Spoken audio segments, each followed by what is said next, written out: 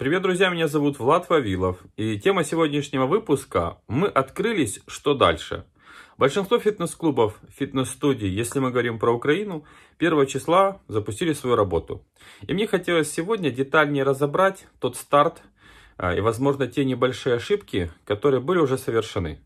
Мне хотелось бы, чтобы сегодняшний наш выпуск, наше общение произошло максимально в позитивном формате и с эмоциями, которые направлены только на позитив. Я за то, чтобы фитнес-бизнес развивался, но я всегда выступал и буду выступать за грамотный, системный, правильный бизнес, который не вредит окружающим, который позволяет улучшать процессы, систематизировать, оптимизировать, делать качественные рекламные кампании не путем демпинга и странных необдуманных действий, а путем системной работы. Поэтому мне сегодня хотелось бы подойти максимально с глубоким анализом того, что происходит, и того, что, на мой взгляд, необходимо делать, или того, что не хватает сегодняшнему фитнес-посткарантинному бизнесу.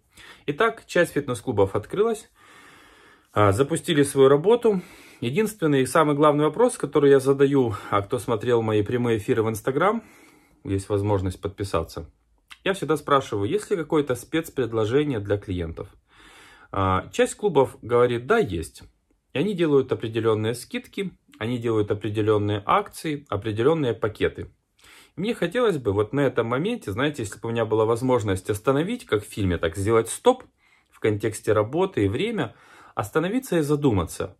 А в период карантина я надеюсь, что полезные были видео и наше общение. Я всегда призывал проанализировать, промониторить, проаудировать ваш бизнес, ваши бизнес-процессы для того, чтобы вы могли четко ответить себе на один вопрос. Первый. Кто ваш клиент?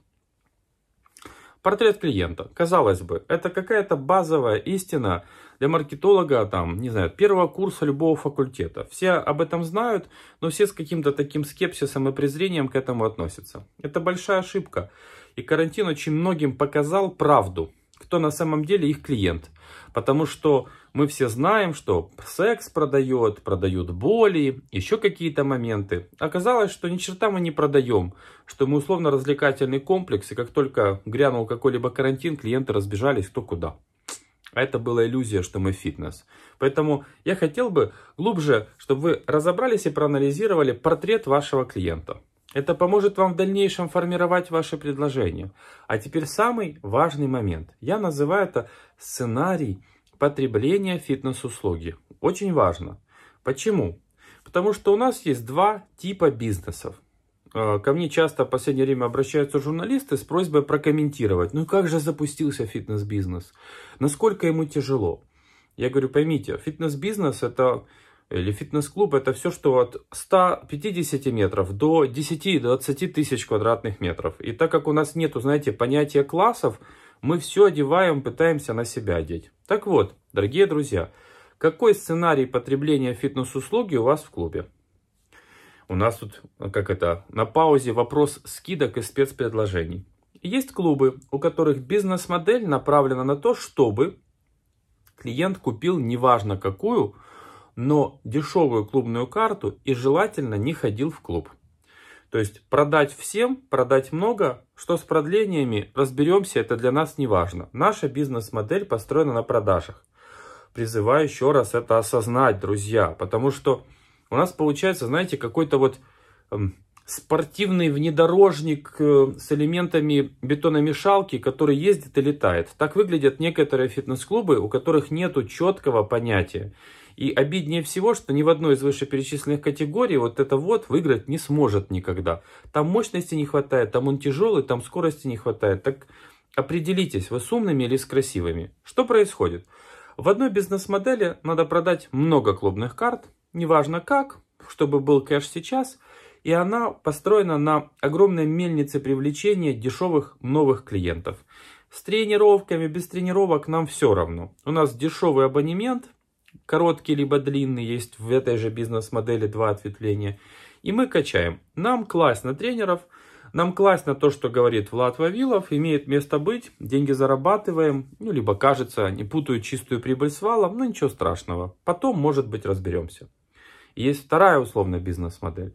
Когда клубы небольшой площади, Вот условно, это, наверное, один из немногих таких каких-то хоть базовых там на руках, на пальцах, не сравниваю. Разные есть 600 метров и 600 метров, разные есть 1000 и 1000, у которых ограничения по шкафчикам в раздевалке, у которых ограничения по площади тренажерного зала, у которых ограничения по студии групповых программ, и они пытаются на вот это натянуть кожу, знаете, большого фитнес-клуба. А давайте мы сделаем скидки большие. Зачем вам скидки? У вас тренеры, вам надо наполнить работой тренеров. И я всегда об этом говорил, что будучи руководителем, ты думаешь количество новых клиентов купленных, процесс передачи этого клиента тренеру, фитнес-тестирование, подарочная персональная тренировка, любая коммуникация с ним. Все процессы, которые я выстраивал, это мощный, хваткий, может быть, надеюсь, правильно, осознанное слово липкий отдел продаж, который прилипает к клиенту и передает его непосредственно в руки тренера, который закрывает процесс сделки, а в дальнейшем продлевает клубную карту. И у нас нету какого-то вот бизнес-модели, нету бизнес-процессов, нет. Мы голодными глазами ищем, и, к сожалению, первое, что попадается большинству собственников, директоров и менеджеров, это скидки. Я понимаю, что часть из вас условно стоят возле стены расстрельной, имея кредиты, имея задолженности, имея платежи, и вам надо прямо сейчас, прямо в сию минуту определенные деньги. Тогда скидки являются спасительным кругом. Повторяю еще раз, вот любые скидки, спецпредложения, акции и идеи – это следствие самого важного, друзья, понимания бюджета.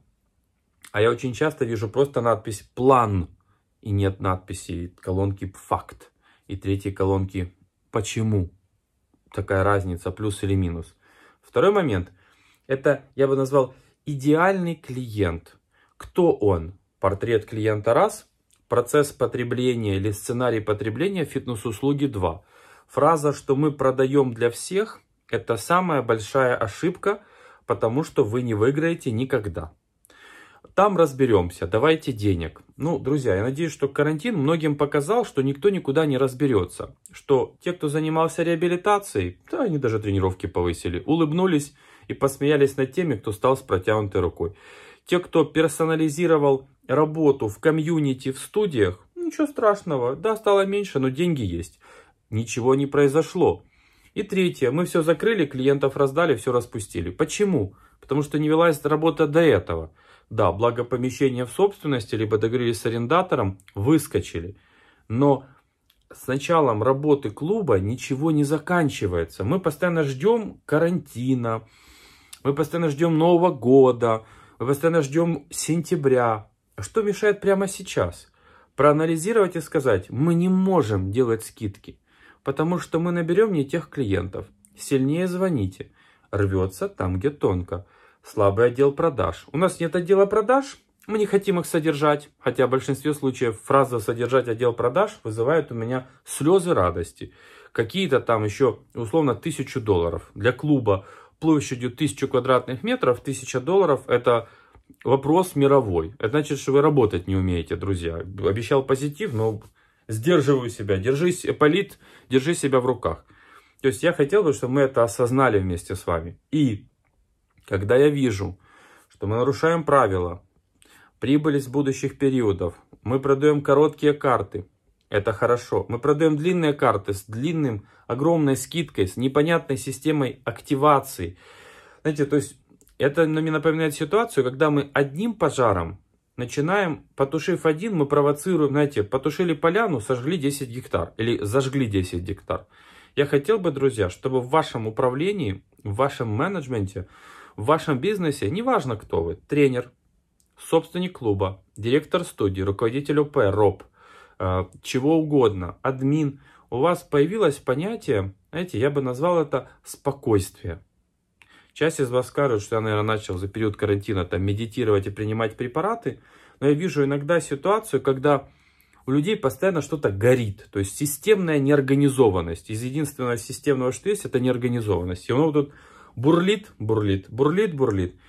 Взял идею, довел до конца, реализовал точку. Взял, реализовал точку. Акция. Давайте сделаем скидки. Ну хорошо, друзья. Я не говорю, что, знаете, вот там это нехорошо. Если это ваша бизнес-модель, если сценарий потребления клиента соответствует бизнес-модели, если ваш бюджет вас устраивает, если цифры в конце месяца вас удовлетворяют, и вы понимаете проекцию, супер! Тогда это ваш инструмент. Но не приклеивайте вы колеса к своему автомобилю. Вот я видел недавно, шучу постоянно, условно Мерседес с колесами от Audi и дисками от Audi. Мне стало дурно. То ли ребята на СТО перепутали, переволновались. Ну, то есть, если собственник этого Мерседеса, причем не самого слабого, в трезвом уме поставил себе колеса от Audi со значками от Audi, ну, я не знаю, что должно было произойти. Но вот некоторые фитнес-клубы, в моем понимании, выглядят так. Причем скажу больше и интереснее. Больше радиуса, повернуть руль невозможно. Но мы приняли такое решение, потому что мы увидели у большого какого-то клуба. Друзья, жизнь большого клуба остается жизнью большого клуба. С его процессами, сложностями и преимуществами.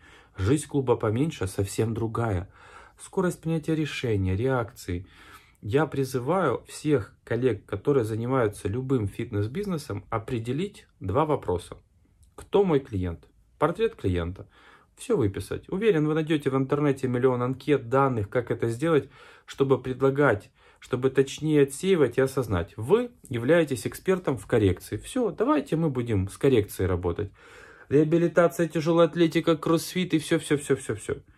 И вот работая с этой целевой, возможно, узкой базой, как вариант, вы для себя сформируете свое уникальное предложение.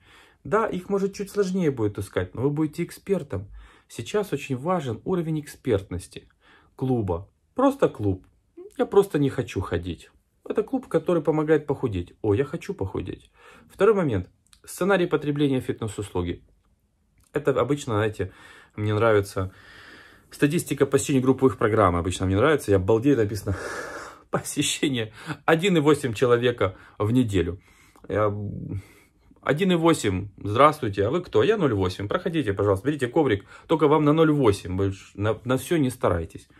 Или там 6,7. Я говорю, вот это статистика, которую мы заслужили. Да, мы так ее просчитываем. Но мы видим наполняемость класса. Только некоторые клубы продолжают спустя полгода при посещении 1,8 на класс надеяться, что он раскрутится. Умер уже 2 раза. Выбросьте, забудьте, расстаньтесь. Нет. Это же ходит Анна Петровна. Вот такая же ситуация в некоторых клубах. То есть мы ничего не анализируем до, мы ничего не анализируем после и говорим, что у нас что-то не работает. Оцифруйте. Ответьте себе на 2 вопроса, и я уверен, что делать дальше, это не вопрос, который не имеет ответа. Что делать дальше, это четкая стратегия пошаговая, которую вы можете написать и реализовать прямо сейчас. Хорошего вам вторника.